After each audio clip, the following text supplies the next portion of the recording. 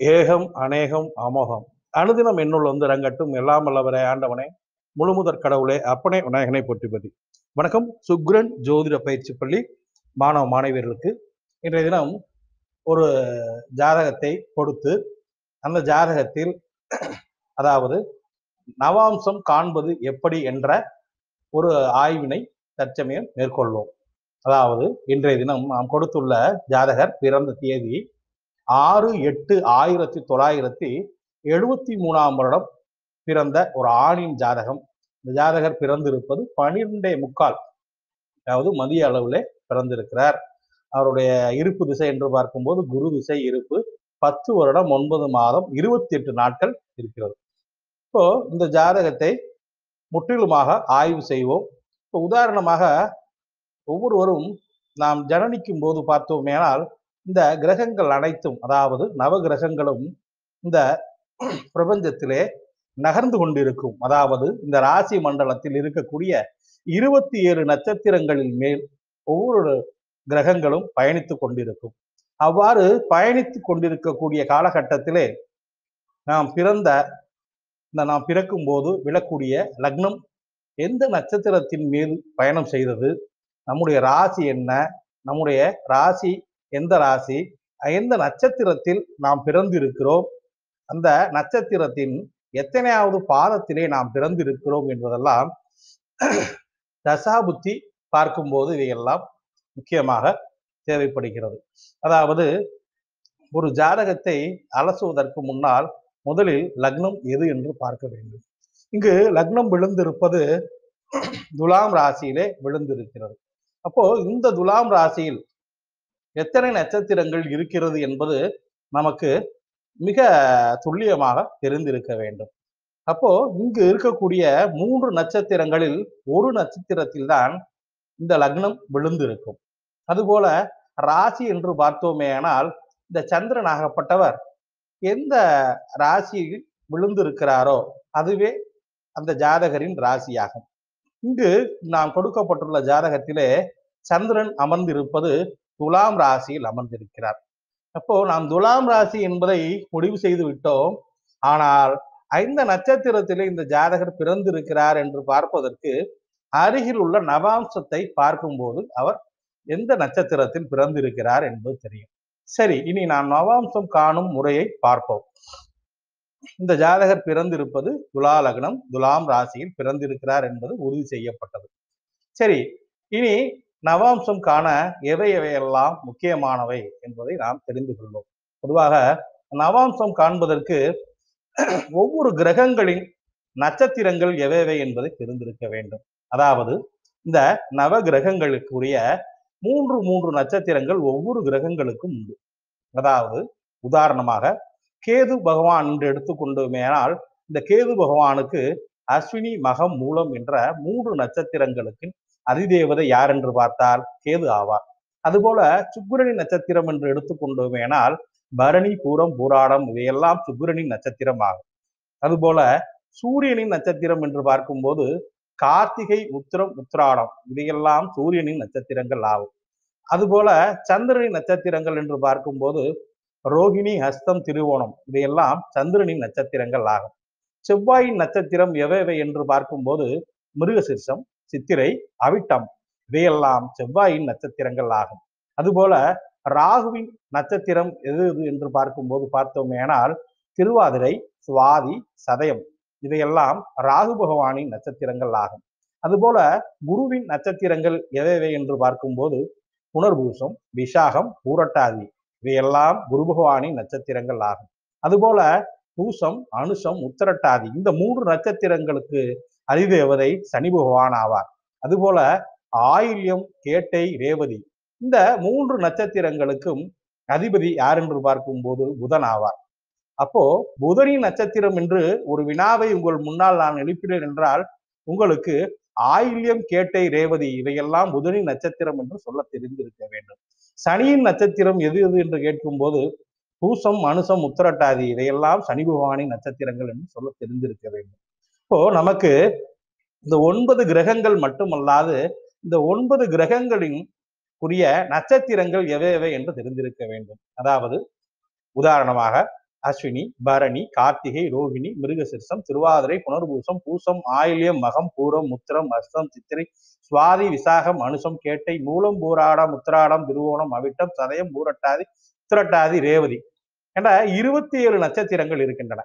இந்த 27 நட்சத்திரங்களும் இந்த ஒவ்வொரு நட்சத்திரமும் ஒரு கிரகத்தின் கட்டுப்பாட்டிலே இருக்கும். அதாவது அஸ்வினி மகம் மூலமெல்லாம் கேதுவின் கட்டுப்பாட்டில் இருக்கும். அதுபோல பரணி பூரம் பூராடம் எல்லாம் சுக்கிரனின் நட்சத்திரங்கள் ஆகும். அதுபோல கார்த்திகை உத்திரம் உத்திராடம் இவையெல்லாம் சூரியன் நட்சத்திரமாகும். இப்போ நாம் நவாம்சம் காண்பதற்கு இந்த நவ கிரகங்களின் நட்சத்திரங்கள் எவை எவை என்பதை நாம் மனனம் செய்து கொள்ள வேண்டும். சரி, இனி நாம் நவாம்சம் காண்பதற்கு செல்வோம். தற்பொழுது இந்த ஜாதகர் பிறந்து இருப்பது பார்த்தோமேயானால் முதலில் லக்னத்தை எடுத்துக்கொள்வோம். இங்கு லக்னம் விழுந்திருப்பது என்னவோ துலாம் ராசியில்தான். ஆனாலும் அந்த துலாம் ராசியில் எத்தனை நட்சத்திரங்கள் இருப்பது என்பதை நாம் முதலில் தெரிந்து கொள்ள வேண்டும். இந்த துலாம் ராசியில் துவக்க நட்சத்திரம் என்று பார்க்கும்போது இந்த ராசி மண்டலத்திலே துலாம் ராசியிலே முதல் நட்சத்திரம் சித்திரை 3-4 பாதங்கள் இருக்கும். அதன் பின்னர் சுவாதி நட்சத்திரத்தின் சுவாதி 1ஆம் பாதம், சுவாதி 2ஆம் பாதம், சுவாதி 3ஆம் பாதம், சுவாதி 4ஆம் பாதம் ஆகியவை இருக்கும். அதன் பின்னர் விசாகம் 1, 2, 3 ஆகிய நட்சத்திரங்கள் இந்த துலாம் ராசியில் இருக்கும். சரி, இனி துலாம் ராசியில் இருக்கக்கூடிய நட்சத்திரம் என்று பார்க்கும்போது சித்திரை, சுவாதி, விசாகம் ஆகிய 3 நட்சத்திரங்கள் இங்கு இருக்கிறது. இந்த 3 நட்சத்திரங்களில் ஏதேனும் ஒரு நட்சத்திரத்தில் தான் லக்னம் விழுந்திருக்க வேண்டும். சரி, நாம் எந்த நட்சத்திரத்தில் இந்த லக்னம் விழுந்து இருக்கிறது என்பதை நாம் கண்டறிய முதலில் நாம் இந்த ராசி மண்டலத்திற்கு சென்று விட வேண்டும். அதாவது இங்கு லக்னம் விழுந்திருப்பது துலாம் ராசியில். அந்த துலாம் ராசியில் 3 விதமான நட்சத்திரங்கள் இருப்பதாக நாம் சொன்னோம். முதலில் சித்திரை நட்சத்திரம் என்பது செவ்வாயின் நட்சத்திரம். அப்போ நமக்கு இந்த 3 விதமான மண்டலங்களும் நமக்கு மிக தெளிவாக தெரிந்திருக்க வேண்டும்.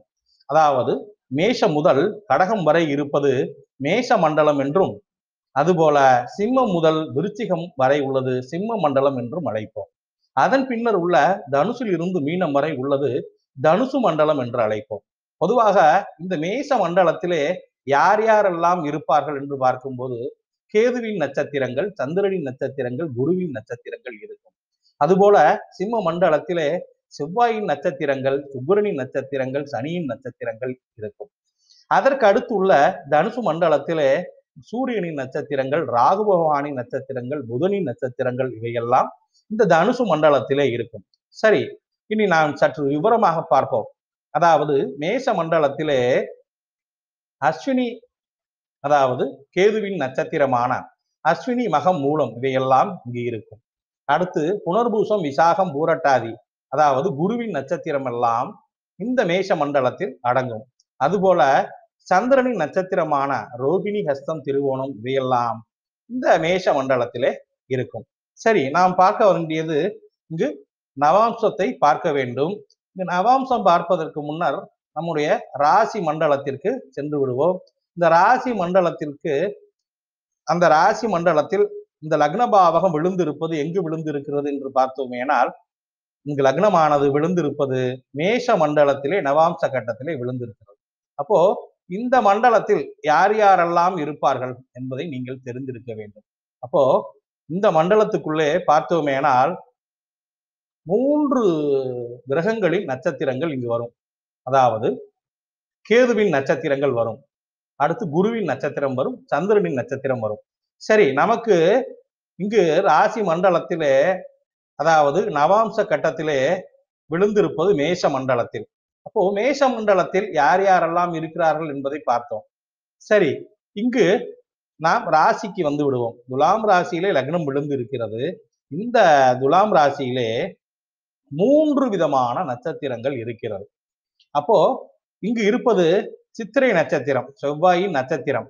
செவ்வாயின் நட்சத்திரம் இங்கு மேஷ மண்டலத்திலே லக்னம் விழுந்து இருக்கிறதா? செவ்வாயோட அதாவது சித்திரை நட்சத்திரம் செவ்வாயின் நட்சத்திரம் ஆகும்.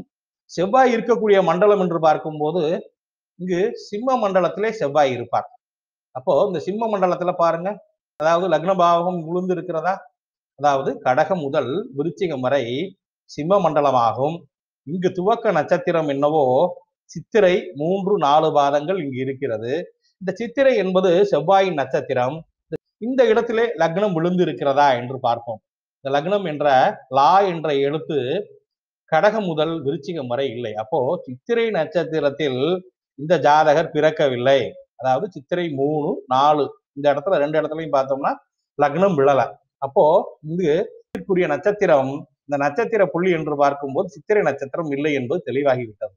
சரி, அதற்கு அடுத்து உள்ள நட்சத்திரம் எது என்று பார்க்கும்போது பார்த்தோமேனால் சுவாதி 1, 2, 3, 4 பாதங்கள் இருக்கின்றன. சரி, அப்போ இந்த சுவாதி நட்சத்திரம் எந்த மண்டலத்திலே வரும்? சுவாதி என்றால் யார்? இந்த சுவாதியின் அதிதேவதை யார்? அதிபதி யார்? ராகுவின் நட்சத்திரம் தானே இந்த சுவாதி நட்சத்திரம். அப்போ இந்த ராகு எந்த மண்டலத்தில் இருப்பார் என்று பார்க்க வேண்டும். இங்கு தனுசு மண்டலத்திலே பார்த்தோமேனால் சுவாதி, சதயம் ஆக ராகுவின் நட்சத்திரங்கள் எல்லாம் இந்த மண்டலத்தில் இருக்கு. சரி, இங்கு லக்ன பாவகம் எங்கேனும் விழுந்திருக்கிறதா? அதாவது கடகம் முதல் விருச்சிகம் வரை செவ்வாயின் நட்சத்திரத்தில், அதாவது செவ்வாய் 3-4 பாதத்திலே இங்கு லக்னம் விழவில்லை. அதற்கு அடுத்து உள்ள நட்சத்திரம் ராகுவின் நட்சத்திரமான சுவாதி நட்சத்திரத்தில் லக்ன பாவகம் விழுந்திருக்கிறதா என்று பார்க்கும்போது இந்த 4 கட்டத்திற்குள்ளையும் பாத்தீங்கன்னா லக்னம் விழவில்லை. சரி, அதற்கு அடுத்து மீதம் உள்ள நட்சத்திரம் எது? இங்கு லக்னம் விழுந்திருப்பது துலாம் ராசியில் சித்திரை செவ்வாயின் நட்சத்திரம். அப்போ அந்த செவ்வாயின் நட்சத்திரத்துல லக்னம் விழவில்லை. அதற்கு அடுத்தபடி பார்த்தோம் சுவாதி நட்சத்திரம் பார்த்தோமேனால் தனுசு மண்டலத்திலே வரும். அந்த இடத்தில் லக்னம் விழுந்திருக்கிறதா என்று பார்த்தோம். அங்கும் லக்னம் இல்லை. அதற்கு அடுத்து உள்ளது விசாக நட்சத்திரம் ஆகும். அதாவது விசாகம் 1, 2, 3 பாதங்கள் மட்டுமே துலாமில் இருக்கும். அப்போ இந்த விசாகம் நட்சத்திரம் என்பது குருவின் நட்சத்திரம் அல்லவா? இந்த குரு பகவான் எந்த மண்டலத்திலே இருப்பார் என்று பார்ப்போம். இந்த குருவாகப்பட்டவர் பார்த்தோமேனால் மேஷ மண்டலத்திலே அமர்ந்திருக்கிறார். அப்போ புனர்பூசம், விசாகம், பூரட்டாதி இதையெல்லாம் இந்த மேஷ மண்டலத்துக்கு வரும். அதாவது குருவின் நட்சத்திரங்கள் இந்த மேஷ மண்டலத்திலே அமரும். அப்போ இங்கு லக்னம் விழுந்திருக்கிறதா என்று பார்க்கும்போது லக்னம் விழுந்திருக்கிறது. எத்தனையாவது பாதம் என்று பார்க்கும்போது மேஷ மண்டலத்தில் துவக்கம் 1ஆம் பாதம், அதாவது விசாகம் 1ஆம் பாதத்தில் லக்னம் இல்லை, விசாகம் 2ஆம் பாதத்தில் லக்னம் இல்லை, விசாகம் 3ஆம் பாதத்தில் லக்னம் இருக்கிறது. அப்போ இங்கு இந்த விசாகம் 3ஆம் பாதத்தில் அவருக்குரிய லக்னம் விழுந்திருக்கிறது. ஜாதகருடைய பிறப்பு லக்னம் விழுந்த நட்சத்திரம் விசாகம் 3ஆம் பாதம். ஏனென்றால் இந்த குருவின் நட்சத்திரம்ல இங்கே வரும். சரி, இப்ப லக்னம் நாம் கண்டுபிடிச்சிட்டோம். அதற்கு அடுத்த படிநிலை லக்னத்திற்கு அடுத்து என்று சரி, அதற்கு அடுத்தபடியாக இந்த சந்திரன் ஆகப்பட்டவர், அதாவது எந்த நட்சத்திரத்தின் மீது விழுந்திருக்கிறார்? அதாவது இந்த ஜாதகர் பிறந்தது என்னவோ துலாம் ராசியில் தான். ஆனால் அந்த துலாம் ராசியில் 3 நட்சத்திரங்கள் இருக்கிறது. அதாவது சித்திரை 3, 4, சுவாதி 1, 2, 3, 4 பாதம். அதற்கு அடுத்தபடியாக விசாகம் 1, 2, 3 பாதங்கள் உள்ளன. அப்போ நம்ம இந்த சந்திரன் எந்த நட்சத்திரத்தின் மேல் அமர்ந்த போது அந்த ஜாதகர் பிறந்தார் என்பதை கண்டறிய வேண்டும். இப்போ நம்ம முதல் நட்சத்திரமான சித்திரை நட்சத்திரம் செவ்வாயின் நட்சத்திரமாகும். அப்போ சந்திரன் எங்க விழுந்திருக்கிறார் அப்படிங்கிறத தேடணும். அப்போ நவாம் சக்கரத்துல எங்க போய் விழுந்திருக்காரு அப்படிங்கிறத நம்ம தேடுறோம். இப்ப தேடும் போது பாருங்க, சந்திரன் எந்த மண்டலத்துல போய் உட்கார்ந்துருக்காரு? சந்திரன் ஆகப்பட்டவர் மேஷ மண்டலத்துல இருக்கார். இப்ப மேஷ மண்டலத்துல என்ன நட்சத்திரம் இருக்கிறது? விசாக நட்சத்திரம் இருக்கிறது. அப்போ நாம நேரடியா சந்திரன் எங்க இருக்காரு நவாம்சத்துக்கு போயிட்டோம். நமக்கு நம்முடைய ராசி மண்டலத்தில் இருந்தது என்னவோ சித்திரை, சுவாதி, விசாகம் என்ற 3 நட்சத்திரங்கள் இருந்தது. இங்கு மேஷ மண்டலத்திலே சந்திரன் இருக்கிறார். அதாவது 1, 2ஆம் பாதத்திலே இருக்கிறார். அப்போ இந்த மேஷ மண்டலத்திலே யார் யாரோட நட்சத்திரங்கள் வரும்? கேதுவின் நட்சத்திரம் இங்கு வரும். சரி, கேதுவின் நட்சத்திரம் நமக்கு அந்த ராசிக்குள்ள இருக்கா? இல்ல. அதற்கு அடுத்து குருவின் நட்சத்திரம் புனர்பூசம், விசாகம் இருக்கிறதா? இருக்கிறது. விசாகம் இருக்கிறது. அப்போ நாம என்ன பண்ணணும்? விசாகம் 1ஆம் பாதத்துல சந்திரன் இருக்காரா? இல்ல. விசாகம் 2ஆம் பாதத்துல இருக்காரு. அப்ப வந்து இந்த ஜாதகர் பிறந்த நட்சத்திரம் விசாகம் 2ஆம் பாதத்தில் பிறந்தார் என்பதை நாம் முடிவெடுத்துக் கொள்ள வேண்டும். இப்போ முதல்ல வந்து நம்ம நட்சத்திர பாதம் நவாம்சம் காண இந்த மேஷ மண்டலத்தில் இருக்கக்கூடிய கேது, குரு, சந்திரனின் நட்சத்திரங்களை மனனம் செய்து கொள்ள வேண்டும். அதுபோல சிம்ம மண்டலத்தில் உள்ள செவ்வாய், சுக்கிரன், சனியின் நட்சத்திரங்களை மனனம் செய்து கொள்ள வேண்டும். அதுபோல தனுசு மண்டலத்தில் உள்ள சூரியனின் நட்சத்திரங்கள், ராகுவின் நட்சத்திரங்கள், புதனின் நட்சத்திரங்கள் இவற்றையெல்லாம் நாம் மனனம் செய்து கொள்ள வேண்டும். சரி, இப்போ நம்ம 2 லக்னம் எந்த நட்சத்திரத்தில் விழுந்தது என்பதை பார்த்தோம். அதற்கு அடுத்தபடியாக சந்திரன் எந்த நட்சத்திரத்தில் விழுந்தார் என்பதை பார்த்தோம். சரி, அதற்கு அடுத்து லக்னத்தில் இருந்து 3ஆம் இடத்திலே ராகு பகவான் இருக்கிறார். இப்போ ராகு பகவான் இருக்கக்கூடிய வீடு என்னவோ தனுசு ராசி. இந்த தனுசு ராசியில் எத்தனை நட்சத்திரங்கள் இருக்கிறது? இப்போ ராகு வந்து இங்க இருக்கக்கூடிய 3 நட்சத்திரங்கள்ல ஒரு நட்சத்திரத்தின் மேல பயணித்திருப்பார். அந்த நட்சத்திரம் எது என்று தெரிந்தால் நாம் வந்து நவாம்சம் பார்க்கலாம். சரி, ராகு எங்கே இருக்கிறார் அப்படின்னு பார்ப்போம். ராகு இருக்கக்கூடிய வீடு தனுசு ராசி. சரி, நாம் தனுசு ராசியில் என்னென்ன நட்சத்திரங்கள் இருக்கிறது என்பதை நல்ல துல்லியமாக தெரிந்திருந்தால் மட்டுமே பலன் எடுக்க முடியும். தனுசு ராசியில் மூலம் 1, 2, 3, 4 பாதம், அதுபோல பூராடம் 1, 2, 3, 4 பாதம், உத்திராடம் 1 பாதம் இந்த தனுசுல இருக்கிறது. இப்போ இந்த மூலத்தின் அதிபதி யார்? மூல நட்சத்திரத்தின் அதிபதி என்று பார்க்கும்போது கேதுவின் நட்சத்திரம் மூலமாகும். அதுபோல பூராடத்தின் அதிபதி என்று பார்க்கும்போது சுக்கிரனே பூராட நட்சத்திரத்தின் அதிபதி ஆவார். அதுபோல உத்திராட நட்சத்திரத்தின் அதிபதி சூரியன் ஆவார். சரி, இனி நாம் வந்து நவாம்ச கட்டத்திற்கு சென்று விடுவோம்.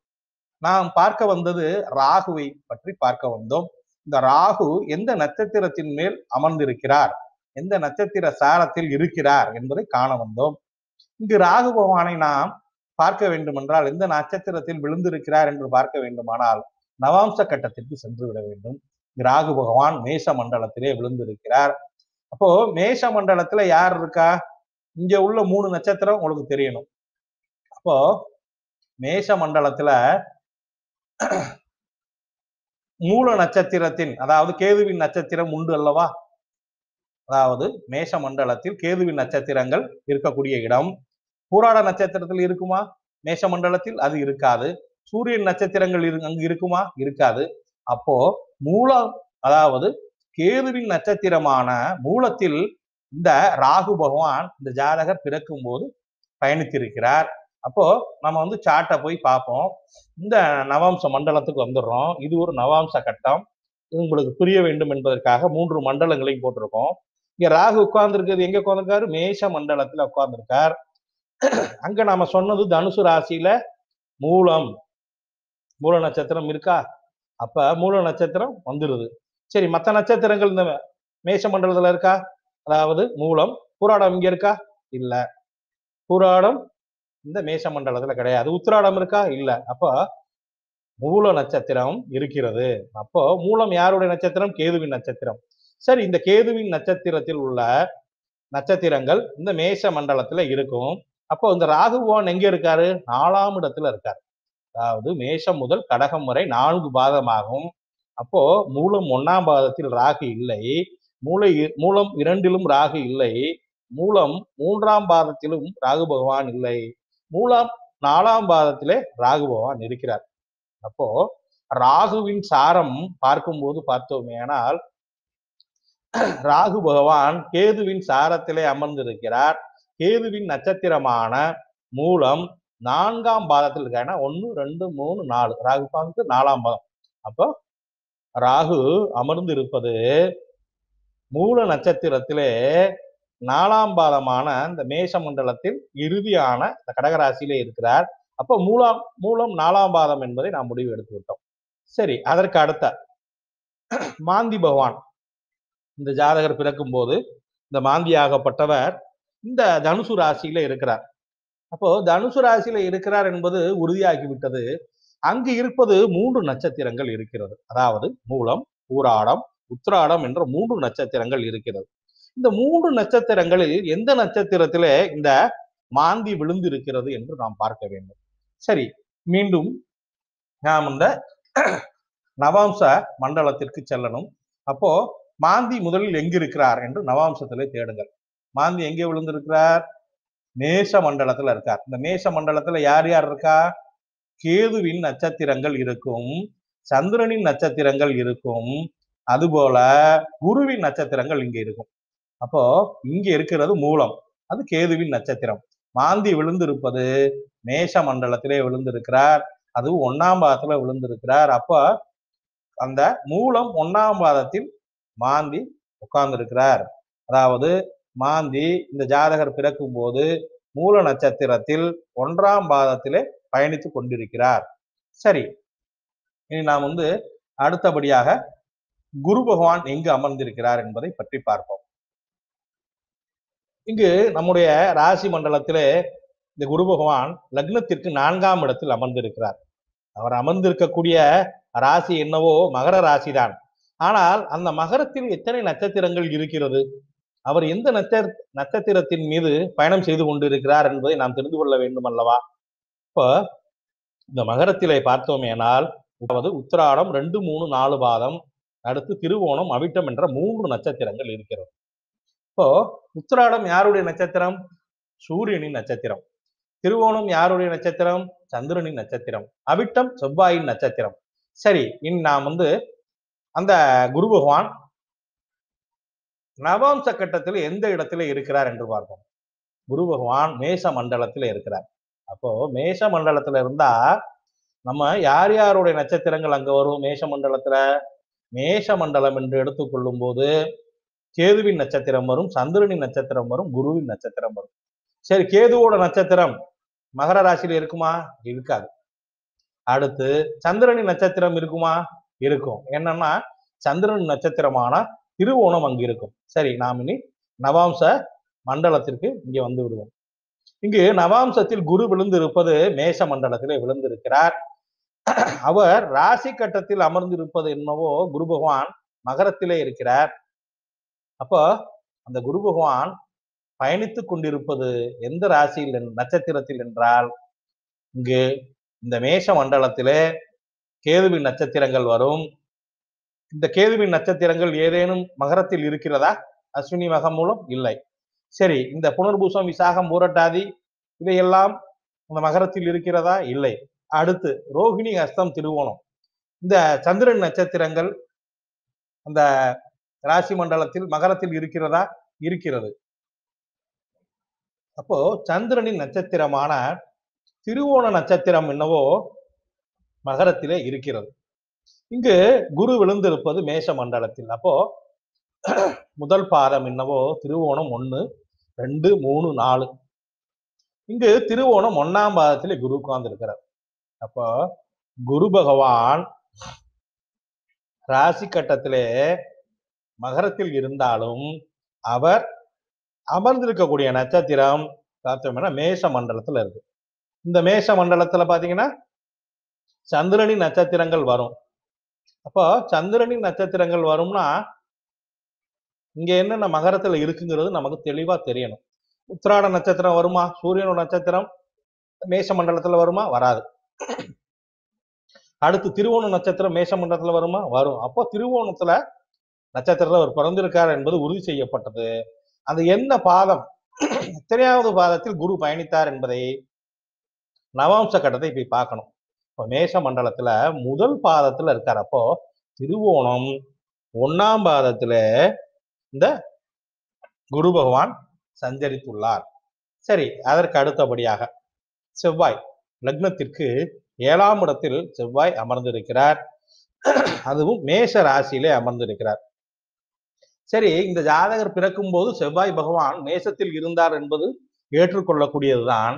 ஆனால் அந்த மேஷத்தில் 3 நட்சத்திரங்கள் இருக்கிறது.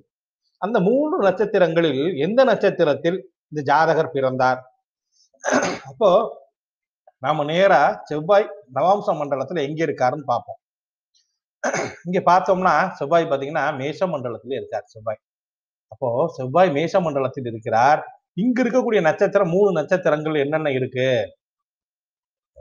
அப்போ மேஷ ராசியில் அஸ்வினி 1 2 3 4 பாதம் இருக்கிறது.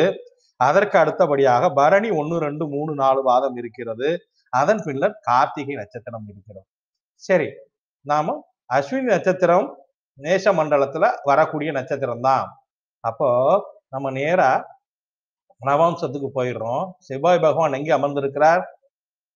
மேஷ மண்டலத்தில் அமர்ந்திருக்கிறார். இப்போ மேஷ மண்டலத்துல செவ்வாய் அமர்ந்திருக்கிறார்.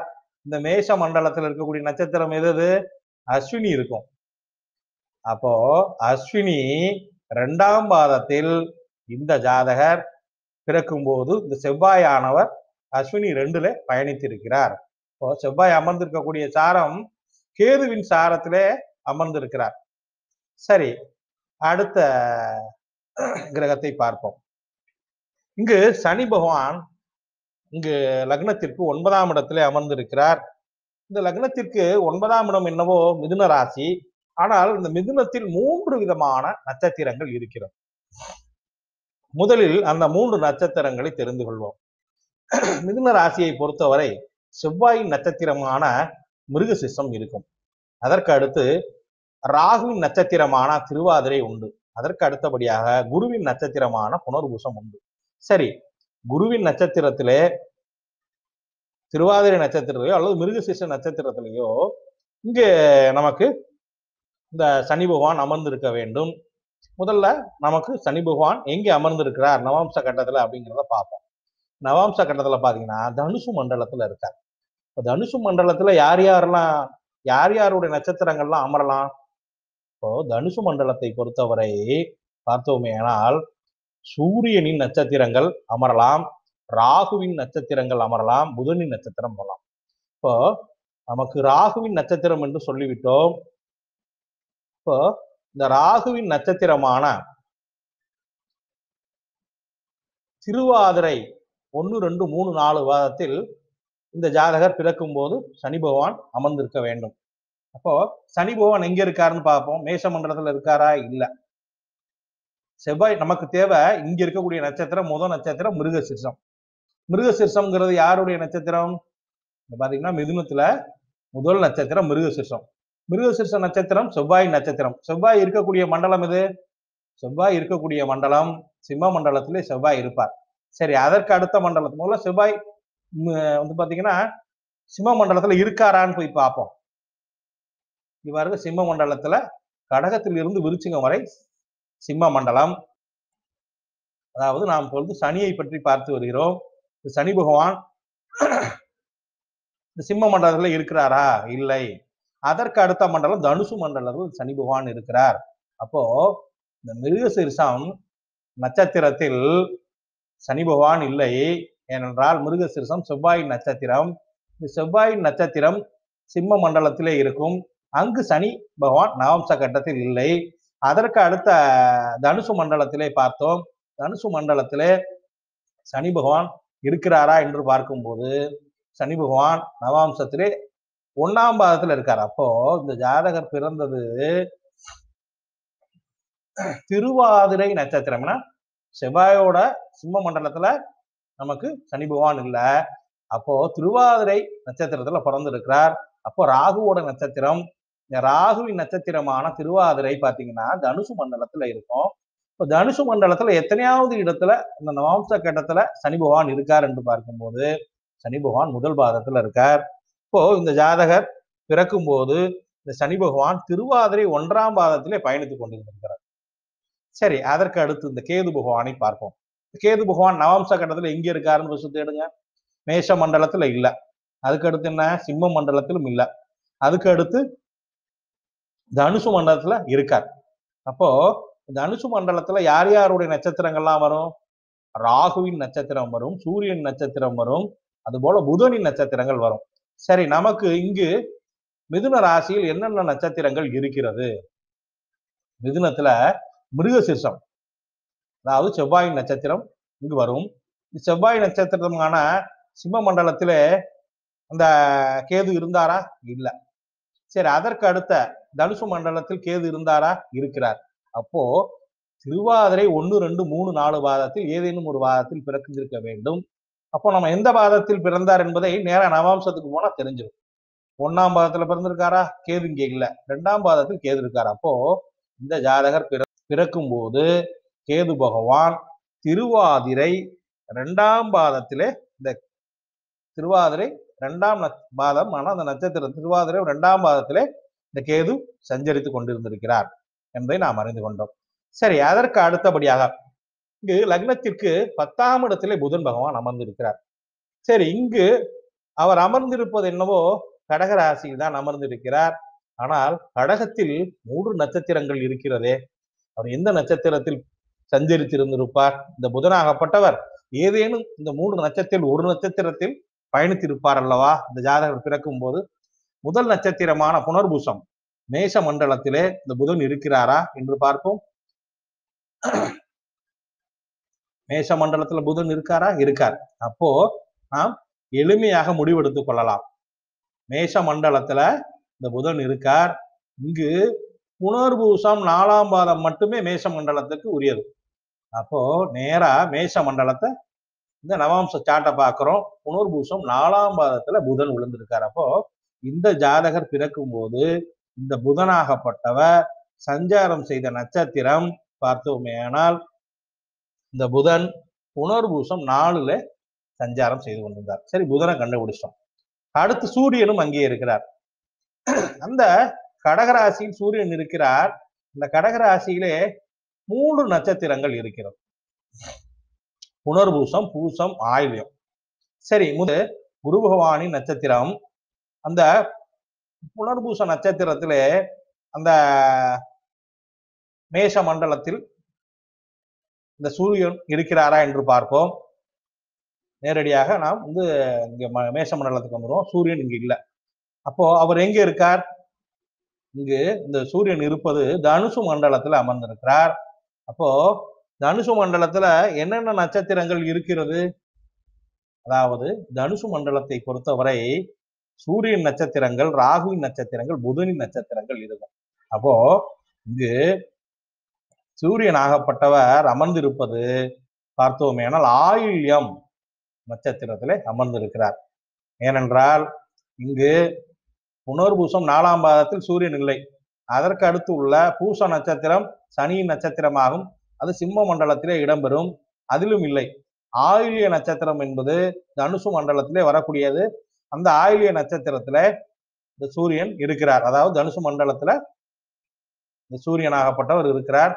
அப்போ இங்க நவாம்சத்தை பார்த்தோம்னா அவர் எத்தனையாவது? ஆயில்யம் 2ஆம் பாதத்துல இருக்கார். இந்த ஜாதகர் ஆயில்யம், அதாவது இந்த ஜாதகர் பிறக்கும் போது இந்த சூரியன் ஆகப்பட்டவர் சஞ்சரித்த நட்சத்திரம் என்று பார்க்கும்போது ஆயில்யம் 2ஆம் பாதத்துல சூரியன் சஞ்சரித்திருக்கிறார். சரி, மீதம் இருப்பது சுக்கிரன் மட்டுமே. இந்த சுக்கிரன் அமர்ந்திருப்பது என்னவோ சிம்மத்தில் தான் அமர்ந்திருக்கிறார். ஆனால் இந்த சிம்ம ராசியிலே 3 நட்சத்திரங்கள் இருக்கிறது. இங்கு சிம்மத்தில் மகம், பூரம், உத்திரம் என்ற 3 நட்சத்திரங்கள் இருக்கிறது. சரி, நாம் கண்டறிய வந்தது என்னவோ சுக்கிரனைத்தான். சுக்கிரன் நவம்ச மண்டலத்தில் எங்கே இருக்கிறார்? மேஷ மண்டலத்தில் இருக்காரா? இல்ல. அடுத்து எங்க இருக்கார்? சுக்கிரன் பாத்தீங்கன்னா சிம்ம மண்டலத்துல இருக்கார். அப்போ சிம்ம மண்டலத்துல யார் யாருடைய நட்சத்திரங்கள் எல்லாம் வரும்? சிம்ம மண்டலம்னு எடுத்துக்கிட்டோம்னா நமக்கு செவ்வாயின் நட்சத்திரம், சுக்கிரனின் நட்சத்திரம், சனியின் நட்சத்திரம் இவையெல்லாம் வரும். அப்போ சுக்கிரனின் நட்சத்திரங்கள் வரும். அதாவது அப்போ பூரம் இங்கே வருது. நமக்கு நம்ம ஏற்கனவே இந்த ராஜ்சாட்டை பார்த்தோம். இங்கே பூரம் இங்கே வருது. அப்போ இந்த ஜாதகர் பிறந்தது பூரம் நட்சத்திரம். அதாவது இந்த ஜாதகர் பிறக்கும் போது இந்த சுக்கிரன் பயணித்தது பூர நட்சத்திரத்தில் எத்தனையாவது பாதம் என்று பார்க்கும்போது, அப்போ இங்கு பூரம் 1, பூரம் 2லும் சுக்கிரன் இல்லை, பூரம் 3ஆம் பாதத்தில் சுக்கிரன் இருக்கிறார். அப்போ இந்த ஜாதகர் பிறந்த பொழுது இந்த சுக்கிரன் ஆகப்பட்டவர் பயணித்த நட்சத்திரம் பூரம் 3ஆம் பாதத்தில் பயணித்தார். வணக்கம், சுக்கிரன் ஜோதிட பயிற்சி பள்ளி மாணவ மாணவியர்களுக்கு இன்றைய தினம் நவாம்சம் காணும் முறையை பற்றி பார்த்தோம். நன்றி, வணக்கம். இந்த நவாம்சம் காண்பதற்கு மேஷ மண்டலத்தில் உள்ள கட்டுப்படக்கூடிய அந்த மேஷ மண்டலத்தில் வரக்கூடிய கேதுவின் நட்சத்திரங்களையும் சந்திரனின் நட்சத்திரங்களையும் குருவின் நட்சத்திரங்களையும் மரணம் செய்து கொள்ள வேண்டும். அதுபோல சிம்ம மண்டலத்தில் வரக்கூடிய செவ்வாயின் நட்சத்திரங்கள், சுக்கிரனின் நட்சத்திரங்கள், சனி பகவானின் நட்சத்திரம் ஆகியவற்றை மனனம் செய்து கொள்ள வேண்டும். அதுபோல தனுசு மண்டலத்தில் வரக்கூடிய சூரியனின் நட்சத்திரங்கள், ராகுவின் நட்சத்திரங்கள், புதனின் நட்சத்திரங்கள் இவையெல்லாம் நாம் மனனம் செய்து கொண்டால் மட்டுமே நவாம்சம் காண முடியும். வணக்கம். சுக்கிரன் ஜோதிட பயிற்சி பள்ளி மாணவர்களுக்கு இன்றைய தினம் நவாம்சம் காணும் முறையை பற்றி பார்த்தோம். நன்றி, வணக்கம்.